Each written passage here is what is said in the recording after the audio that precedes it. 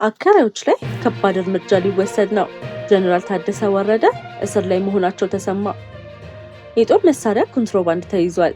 ሰላም የተከበራችሁ የሀበሻ ጎል ዜና ዩቲዩብ ቤተሰቦቻችን፣ እንደተለመደው በዛሬው ስርጭታችን ውስጥ ትኩረትን የሚስቡ ክስተቶችን፣ የፖለቲካ፣ የኢኮኖሚ፣ የማህበራዊና ሌሎች ወቅታዊ ጉዳዮችን በዝርዝር ልናቀርብላችሁ ተዘጋጅተናል። እስከ ቪዲዮ መጨረሻ ድረስ ከኛ ጋር አብራችሁ እንድትቆዩ በታላቅ አክብሮት እንጋብዛችኋለን። ከኛ ጋር በመቆየት አንዳችም ጠቃሚ መረጃ እንዳያመልጣችሁ ያድርጉ።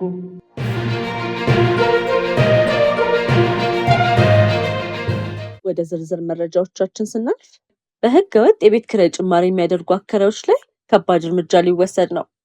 የአዲስ አበባ ከተማ አስተዳደር የቤት ኪራይ ጭማሪ ከ11.5 በመቶ በላይ እንዳይሆን መወሰኑን ተከትሎ ይህ ደንብ በሚጥሱ አከራዮች ላይ ከባድ አስተዳደራዊና ህጋዊ እርምጃ እንደሚወስድ የከተማው ቤቶችና ልማት አስተዳደር ቢሮ አስታውቋል። ቢሮው እንደዘገበው አንዳንድ አከራዮች ቤቱን ለራሴ ወይም ለዘመድ ይፈልገዋለሁ በሚል ሐሰተኛ ምክንያት ተከራዮችን ከቤት በማስለቀቅ ከዚያም ቤቱን በከፍተኛ ዋጋ ለሌሎች በማከራየት ህገወጥ ተግባር እየፈጸሙ እንደሆነ ተገልጿል። በተጨማሪም በውል ሰነድ ላይ 11.5 በመቶውን ህጋዊ ጭማሪ ብቻ በመጻፍ በተግባር ግን በአፍ ከዚያ በላይ ክፍያ የሚጠይቁ የድርብ ውል አሰራሮች መበረከታቸውን በተቀበሉ ጥቆማዎች መረጋገጡን ጠቁሟል። ይህ ድርጊት በህግ የሚያስጠይቅ ህገወጥ ተግባር መሆኑንም አስገንዝቧል። ተከራዮች በውል ውስጥ ካልተጠቀሰ ተጨማሪ ክፍያ እንዳይፈጽሙና ሁሉንም የኪራይ ክፍያ በባንክ በኩል ብቻ በመፈጸም ማስረጃ እንዲይዙ ቢሮ አሳስቧል። በመጨረሻ ቢሮ አከራዮች ህግን እንዲያከብሩና ሰብአዊነትን እንዲያስቀድሙ ጥሪ አቅርቦ ህግ የሚጥሱ ግለሰቦች ላይ ከባድ አስተዳደራዊና ህጋዊ እርምጃ እንደሚወስድ በድጋሚ አስጠንቅቋል። እንዲሁም ማህበረሰቡ የህገወጥ የኪራይ አሰራሮችን በመጠቆም የበኩሉን ኃላፊነት እንዲወጣም ጥሪ አቅርቧል። በቀጣይ ዜናችን በፕሪቶሪያው የሰላም ስምምነት መሰረት የተቋቋመውን የትግራይ ጊዜያዊ አስተዳደርን በፕሬዝዳንትነት የመሩት ሌተናል ጀነራል ታደሰ ወረደ ከስልጣን ከተነሱ በኋላ ያሉበት ሁኔታ አሳሳቢ መሆኑ ተገልጿል። ለመጀመሪያ ጊዜ ለቢቢሲ ትግርኛ መረጃ የሰጡት የቅርብ ሰዎቻቸው እንደሚሉት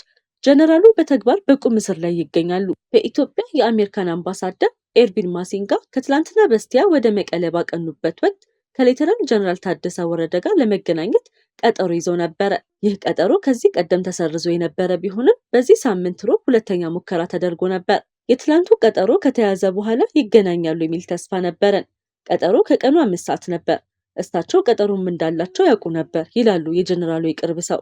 ነገር ግን ቀጠሮ ሊደርስ 1 ሰዓት ብቻ ሲቀረው ከቀኑ 4 ሰዓት ገደማ ከቪአይፒ ጥበቃ ኃላፊ በተደወለ ስልክ ሁኔታዎች ሁሉ እንደተቀየሩ ለጀነራሉ ጥበቃ አሽከርካሪዎችና ረዳቶች የተላለፈ አስቸኳይ መመሪያ ነው። መመሪያውም ምንም አይነት አጀባ አታድርጉ፣ ምንም አይነት እንቅስቃሴ አታካሂዱ፣ ተሽከርካሪዎች አይንቀሳቀሱ። ይህም ለራሱ ለጀነራል ታደሰ አሳውቁት። ይህ ትዕዛዝ ከተላለፈ በኋላ ማንኛውም እንቅስቃሴ ብታደርጉ ሊያስቆማችሁ የሚችል ሌላ ኃይል አለ። ስለዚህ ምንም ችግር እንዳይፈጠር ማንኛውም አይነት እንቅስቃሴ አታድርጉ የሚል ነበር። የጥበቃው ኃላፊ ይህንን ትዕዛዝ ሲያሳውቋቸው ጀነራል ታደሰ ወረደ ድርጊቱን እንዳልተቀበሉትና እኔ ራሴ መኪና ነድቼ እሄዳለሁ ማለታቸውን የቅርብ ሰዎቻቸው ገልጸዋል። ይህ አቋማቸው በቤተሰቦቻቸውና ጥበቃዎቻቸው ላይ ትልቅ ስጋትን በመፍጠሩ የቅርብ ሰዎቻቸው እባክህ ተወው፣ ባለፈው ሁኔታ ምን ሊፈጠር እንደሚችል አታውቅም በማለት እንደለመኗቸውና ከቤት እንዳይወጡም እንዳደረጓቸው ተናግረዋል። በኋላም ጀነራሉ በስልክ ከአሜሪካ አምባሳደር ጋር እንደተነጋገሩና የስጋቱን ሁኔታ እንዳስረዱት ለ20 ደቂቃ ያህል ውይይት እንዳደረጉም አመልክተዋል። የስልክ ውይይቱ ዝርዝር ይዘት ግን አልታወቀም። አምባሳደር ማሲንጋ ከሌሎች የክልሉ ባለስልጣናት ጋር ተወያይተው ቢመለሱም ጀነራሉ ሁኔታ ግን በከፍተኛ ሁኔታ እንደሚያሳስባቸው አንድ ለጉዳዩ ቅርብ የሆኑ ምንጭ ገልጸዋል። ይህ ክስተት አንድ ክልል ሲመሩ የነበሩ ጀነራል የመናገር ሰዎችን የማግኘትና የመንቀሳቀስ መብታቸውን በተግባር እንደታገደ ያሳያል። ቢወጡስ ኖሮ ምን ይገጥማቸው ነበር ሲሉ ጥያቄ ሰንዝረዋል። ጀነራል ታደሰ ወረደ ከስልጣን ከተነሱ ከሚያዝያ 30 በኋላ ወደ ፕሬዝዳንት ጽሕፈት ቤት ሄደው አያውቁም። ከስልጣን ካነሷቸው ከነደብረጽዮን ገብረ ሚካኤል አስተዳደር ጋር ምንም ግንኙነት እንደሌላቸው የቅርብ ሰዎቻቸው ገልጸዋል። አብዛኛውን ጊዜያቸውን ቤት ውስጥ መጽሐፍ በማንበብ እያሳለፉ ቢሆንም አልፎ አልፎ ቤታቸው አጠገብ ወዳለ ቢሮአቸውም ይሄዳሉ። ቢሮአቸው አንዳንድ ጊዜ ፕላኔት ሆቴል ሰዎችን ያገኙ የነበረ ሲሆን ይህ የሚሆነው በባለስልጣናት ፍቃድና በደህንነት ቁጥጥር ስር ሆነው ነው። አሁን ላይ ጥበቃቸው እየቀነሰና የመንቀሳቀስ ነፃነታቸው ሙሉ በሙሉ እየተገደበ መሆኑን የገለጹት የቅርብ ሰዎቻቸው ከሮብ በኋላ በቁም እስር ላይ እንዳሉ ነው የሰማነው ሲሉም ደምድሟል። ይህ መረጃ ባለቤትነቱ የቢቢሲ ትግርኛ ነው። በሶሪያና ኢራቅ ድንበር ትልቅ የጦር መሳሪያ ኮንትሮባንድ ተያዘ።